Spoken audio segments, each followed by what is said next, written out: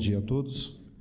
Eu quero agradecer o convite da Força Sindical e a presença de tantos sindicalistas, nos quais cumprimento na pessoa do presidente da mesa, o seu Sebastião, a presença daqui de vários ilustres juristas, juízes, nos quais eu saúdo na pessoa do ministro José Luciano, que sempre foi uma referência para todos nós, e dizer que a minha satisfação é grande para falar a respeito desse tema, porque eu acho que é um tema crucial para a sociedade brasileira, não apenas na questão do interdito. Me parece que o tema é amplo, tanto é que tocou nas perguntas realizadas no painel anterior, já tocaram nesse tema, e me parece que os temas da tarde acabam havendo uma certa coexistência, porque o que nós estamos discutindo aqui, em realidade, é uma visão de mundo diferente daquela que tem prevalecido na sociedade brasileira, que é uma visão de mundo a partir do direito coletivo,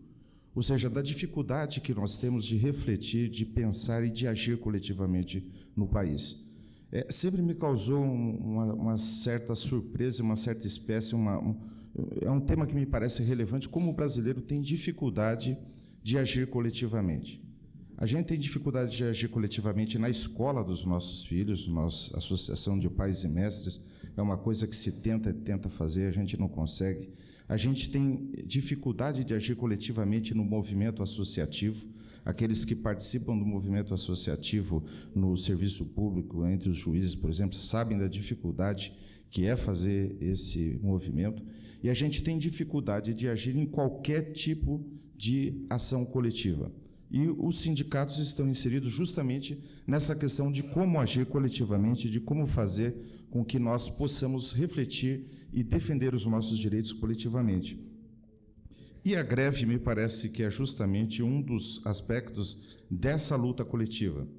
A greve, que começou no passado como um crime e que foi, na Constituição de 1988, alçada a direito, passando aí por vários matizes de tolerância durante algum tempo, de retorno à criminalização em outros tempos, ainda exerce naquele, vamos dizer, inconsciente coletivo brasileiro uma dificuldade muito grande de ser pensada efetivamente como direito e como participação, como luta social. Eu acho que o movimento sindical, basicamente, é um movimento que tende a agir coletivamente, ou pelo menos deve cada vez mais agir coletivamente, e o campo de luta é que me parece que se alterou nos últimos tempos. O campo de luta não é só na atividade apenas na porta de fábrica, que é relevante, e a greve é um desses aspectos, mas é a luta também no campo do direito. Uma das modificações mais importantes das sociedades contemporâneas é que a nossa luta deixou de ser apenas política naquele sentido dos fatos. Hoje é extremamente importante também que a luta dos trabalhadores seja uma luta jurídica. Mas é curioso que, nesse aspecto, o direito do trabalho, que nasceu coletivo, só existe direito do trabalho porque, no século XIX, trabalhadores, à custa da própria vida, lutaram contra a ordem estabelecida, e considerando o movimento deles como crime.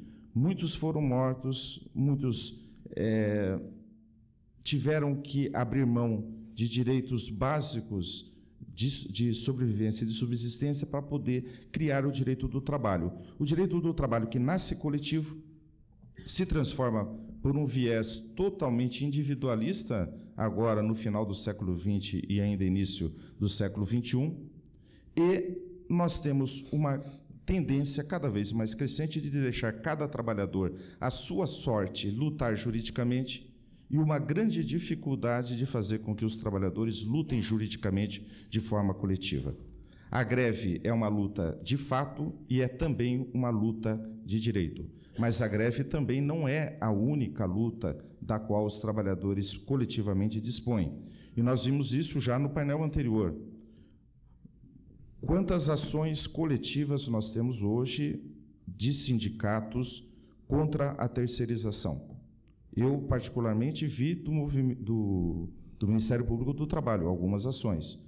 Do movimento sindical, dos sindicatos como um todo, eu não tenho visto quase nada.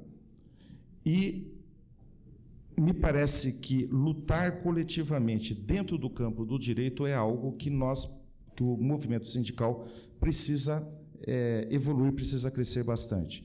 E eu acho que o interdito proibitório é justamente uma demonstração de como que os empregadores estão se preparando melhor no campo do direito do que os trabalhadores. Porque, rigorosamente, o interdito proibitório para inibir o direito de greve é um absurdo jurídico por qualquer prisma que você examine. Basta você pensar o que está escrito no artigo 932 do Código de Processo Civil, que é o que disciplina o interdito proibitório, e ler o que está nesse texto. Esse texto diz assim: o possuidor direto ou indireto que tenha justo receio de ser molestado na posse poderá impetrar ao juiz que o segure da turbação ou esbulho iminente mediante mandato proibitório em que se comine ao réu determinada pena pecuniária caso transgrida o preceito. Ou seja, o interdito proibitório ele é basicamente para defender o direito de posse de quem eventualmente esteja na iminência de ser esbulhado. Ora, a transposição para o direito de propriedade contra o direito de greve é uma verdadeira forçação da interpretação jurídica, ou seja, na verdade é um abuso da interpretação jurídica em prol de um suposto direito de propriedade, que, aliás, é de natureza individual, enquanto a greve é um direito coletivo. Mais uma demonstração que há uma tendência de natureza, vamos dizer assim, ideológica, talvez a palavra não seja a mais adequada, mas uma tendência ideológica de privilegiar sempre o direito individual sobre o direito coletivo. Mas se nós formos no texto da Constituição, o que diz a Constituição que, portanto, seria uma lei superior? O artigo 9º da Constituição diz: é assegurado o direito de greve, competindo aos trabalhadores decidir sobre a oportunidade de exercê-lo e sobre os interesses que devam, por meio dele, defender. Parágrafo. Nós aprendemos no direito que os parágrafos seriam uma explicitação ou uma exceção da regra geral que estaria no caput. Então, no parágrafo 1º diz assim: a lei definirá os serviços ou atividades essenciais e disporá sobre o atendimento das necessidades inadiáveis da comunidade. Parágrafo 2º. Os abusos cometidos sujeitam os responsáveis às penas da lei. Ou seja, qualquer que seja o critério hermenêutico do artigo 9º, me parece que é evidente que está assegurado o direito de greve, que cabe aos trabalhadores decidir sobre como ele vai exercer esse direito de greve. Em caso de abuso, e o abuso, portanto, só pode ser cometido durante a própria greve e nunca antecipadamente, ou seja, eu não posso pensar em abuso de greve antes dela sequer ter começado. Então, em caso de abuso, quem cometer abuso vai se submeter às penalidades da lei. O que é o interdito proibitório, senão, em realidade, impedir antecipadamente a greve pela possibilidade de haver abuso? Eu defino previamente aquilo que eu considero abusivo e digo: você vai cometer o abuso e, em razão dessa possibilidade de você cometer o abuso, eu vou criar critérios tais que, na prática, impeçam a existência da greve. É isso que, na prática, está ocorrendo. A limitação ao direito de greve começa na própria conceituação do que seja greve. Porque a própria Lei 7.000, a própria lei que criou, que disciplinou a greve no Brasil, no setor privado, que é a Lei 7.783, tem já um conceito que me parece ser exatamente o contrário do que visava a Constituição da República. Porque ela diz assim no artigo 2º: para os fins desta lei, considera-se legítimo exercício do direito de greve, um conceito que não estava esboçado na Constituição, a suspensão coletiva, temporária e pacífica, total ou parcial, da prestação pessoal de serviços ao empregador.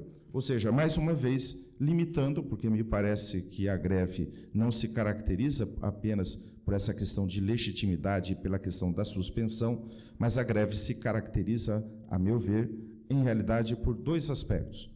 Primeiro, unilateralidade, ou seja, os trabalhadores se colocam unilateralmente numa posição contrária aos interesses dos demais. E os demais aí pode ser empregador e a própria sociedade. De outro lado, o objetivo da greve, que é forçar a negociação coletiva. Por isso, greve e negociação coletiva são duas entidades diretamente ligadas e sem as quais uma não pode sobreviver sem a outra. Então, a luta jurídica dos trabalhadores, que passa pela greve, mas não se esgota nela, me parece que deveria, no campo jurídico, abranger outras modalidades, outras possibilidades de uso dos instrumentos jurídicos que estão disponíveis no nosso sistema e que, infelizmente, a meu ver, têm sido pouquíssimo utilizados pelo movimento sindical, em prol não só do próprio movimento sindical, mas dos cidadãos. Foi falado aqui como exemplo no primeiro painel da questão dos motoristas que trabalham em estações tubo da URBS. É um problema seríssimo que só esbarra no Poder Judiciário nas ações coletivas que esses trabalhadores têm entrado, em que os cobradores que ficam ali sujeitos a trabalhar 6 horas sem poder ir no banheiro e, às vezes, sem poder beber água. Quem está lutando contra esse absurdo é cada trabalhador individualmente indo numa ação trabalhista pleiteando uma indenização por danos morais. Nós precisamos converter isso numa ação coletiva que impeça ou que exija algum tipo de prestação das empresas de ônibus, da URBS, da prefeitura, de quem quer que seja, para fazer com que esses trabalhadores possam ter acesso durante o trabalho a banheiro e a outros serviços mínimos. Da mesma forma, nós temos problemas seríssimos relacionados com doença ocupacional, por exemplo, em montadoras aqui na região metropolitana de Curitiba, que não são dimensionados porque não existe quem faça uma análise ergonômica dos equipamentos que foram importados e que, segundo nos parece, estão inadequados ao trabalhador brasileiro, para fazer uma adequação e resolver o problema definitivamente da expressiva quantidade de trabalhadores com LER e DORT nesses trabalhos. Não é possível a gente esperar que cada trabalhador individualmente entre com uma ação trabalhista pleiteando a reparação dos direitos, a reparação dos prejuízos que ele tenha sofrido com o uso desses equipamentos. Então, esses são apenas exemplos da necessidade do movimento sindical reutilizar os instrumentos normativos que existem para a luta. Porque a luta sindical é difícil, nós sabemos disso, e quem luta tem que lutar com todos os instrumentos disponíveis, quaisquer que sejam. E, às vezes, esse instrumento de luta pode ser o direito. Às vezes, o direito vai ser contra a estrutura sindical, contra a luta sindical, e o movimento sindical vai ter que lidar com essa luta de fato. Mas, pelas regras da Constituição da República atualmente, os trabalhadores dispõem de inúmeros instrumentos jurídicos que podem ser bem manejados. Mas, voltando à questão do interdito proibitório e a contraposição ao direito de greve, me parece que, por vezes, na nossa estrutura social, a gente pensa a greve de uma forma absolutamente irreal. Aliás, é um perigo e uma tendência dentro do nosso sistema pensarmos a greve dentro dos meios jurídicos fora do que ela é no campo real da vida prática. Ou seja, nós imaginamos que direito de greve é todo mundo cruzar o braço pacificamente, uma coisa celestial, uma coisa assim bonita, em que todo mundo, por livre consciência, livre vontade, parou automaticamente. Como se greve fosse uma coisa absolutamente pacífica, como se tivesse existido na vida uma greve totalmente pacífica e sem conflitos. Eu brinco que essa greve celestial nem no céu houve, né?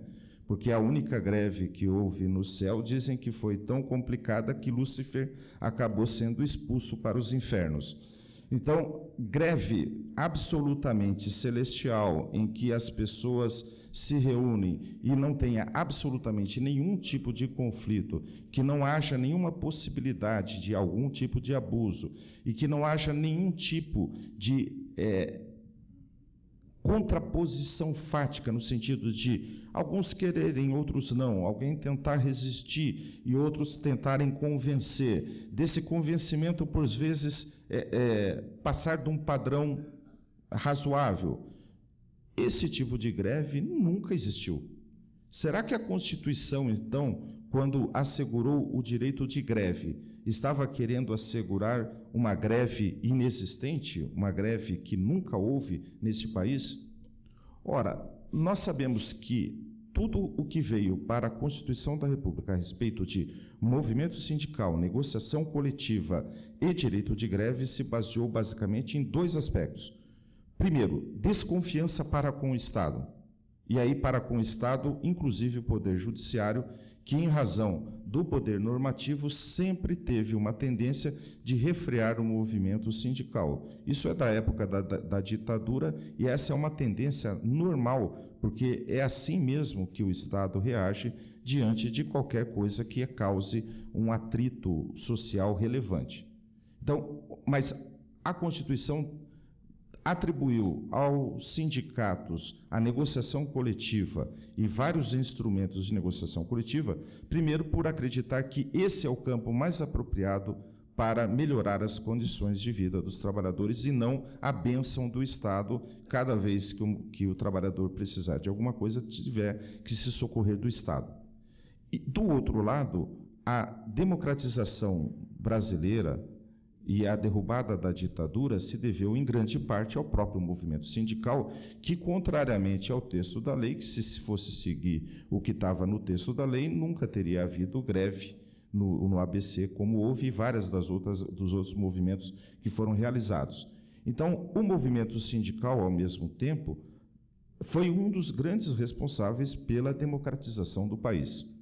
Portanto, o que está na Constituição da República é, a meu ver, segundo a minha leitura, uma tendência de dar mais amplitude à ação coletiva, não só dos sindicatos, mas de todos aqueles que representam a vida, a dimensão coletiva da vida brasileira. E é isso que nós precisamos recuperar, e é isso que nós precisamos destacar. Para isso, o interdito proibitório é um mecanismo contrário, mas é um mecanismo normal, seria normal que os empregadores utilizassem esses instrumentos, porque são os instrumentos jurídicos que eles têm e estão à disposição deles.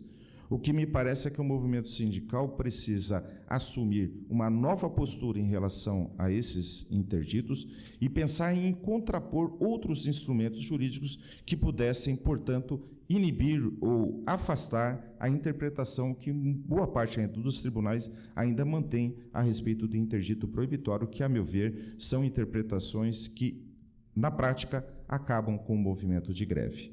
Então, eram essas as considerações aqui, ligeiras, rápidas, que eu teria a fazer a respeito disso, e, de repente, durante os debates, a gente pode aprofundar algumas delas. Obrigado.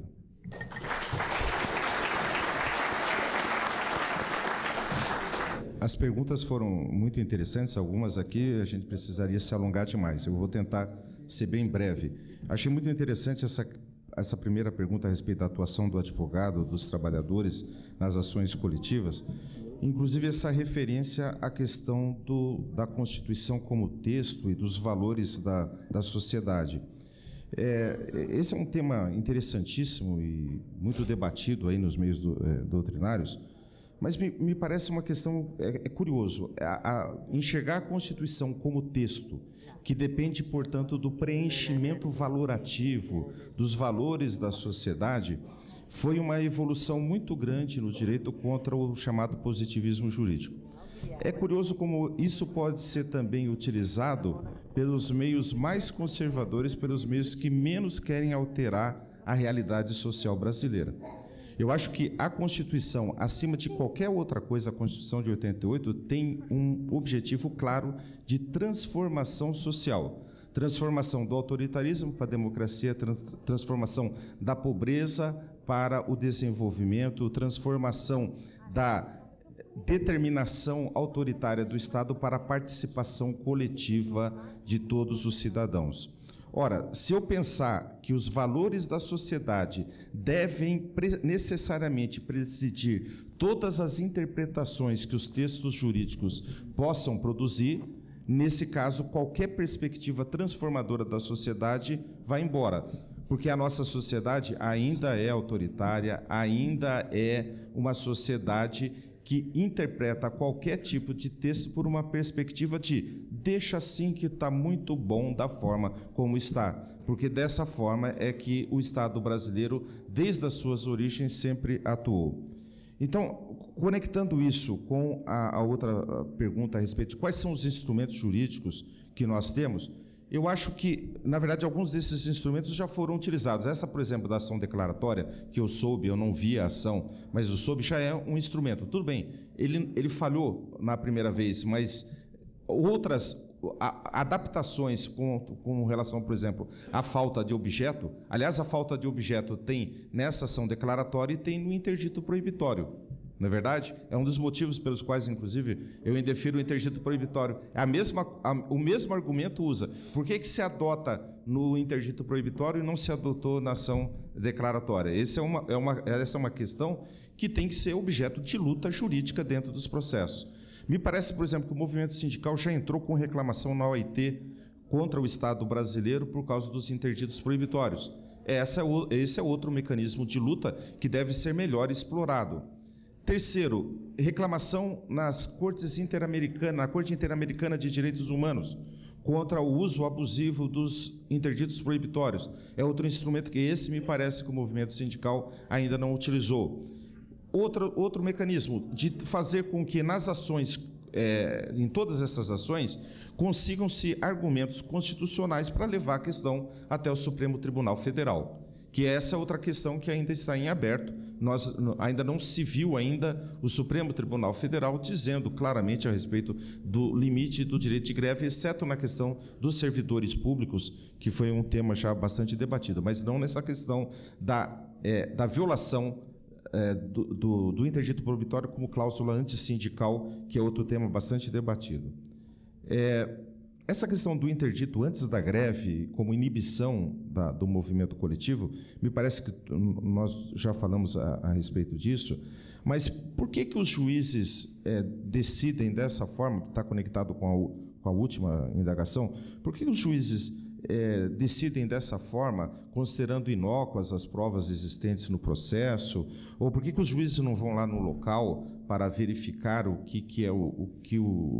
se efetivamente está havendo violação do direito de propriedade, se está havendo esbulho, se está havendo alguma violência? Porque me parece que a grande sacada que os advogados fazem em relação ao interdito proibitório é imaginar assim, mas olha, o juiz não está fazendo nada demais aqui. O juiz está apenas dizendo, não pratiquem violência. Se a greve, ele pode fazer a greve da forma como quiser, só não pode ser abusiva.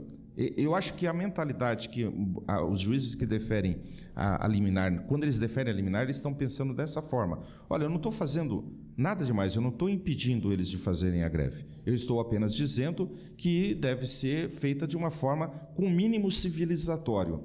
Só que, na prática, quem já fez greve, quem atuou já em greve, sabe que esse mandato original serve simbolicamente, e alguém mencionou, não lembro quem foi, falou, serve simbolicamente para dizer, olha, o Estado está dizendo, cuidado, moçada, cuidado, porque qualquer coisinha aqui vai haver problema para vocês, e a multa vai ser muito grande.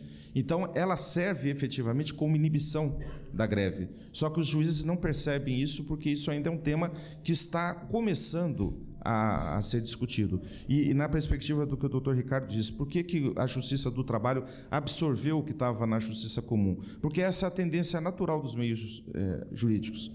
A gente sempre absorve o passado e tem dificuldade em pensar o direito como transformação, como modificação para o futuro. Como se vê o modelo sindical, e aí tocaram vários temas, aí eu fico satisfeito de ver a força sindical discutindo novamente a questão de pluralidade sindical. Porque eu acho que todas as questões que foram debatidas antes aqui a respeito de terceirização, esses problemas que houve dessas lacunas representativas dentro do movimento sindical hoje, só existem porque efetivamente a unicidade sindical que está aos frangalhos, né, ela está ruindo sobre si mesma, ainda permanece. Eu acho que, na minha opinião, e aqui eu falo não só na minha opinião, mas os juízes do trabalho em geral, por meio do seu movimento associativo, já em outras ocasiões, há muito tempo atrás, posicionou a favor da pluralidade sindical, justamente por perceber que a unicidade sindical está funcionando também como um engessamento da luta sindical. E eu acho que esse é um tema que o movimento sindical necessariamente vai ter que se colocar novamente, porque a unicidade sindical está ruindo sobre si mesma e a única coisa que está ficando da unicidade sindical é a dificuldade de luta. E vocês que estão aí no movimento sindical devem ter essa percepção melhor do que eu, que estou afastado e apenas vendo de fora como alguém como alguém que apenas vê a consequência do movimento sindical. Então, essa questão de dificuldade de articular os sindicatos dos terceirizados, que foi mencionada aqui, me parece que no aspecto da luta sindical só existe porque também o próprio movimento sindical está dividido.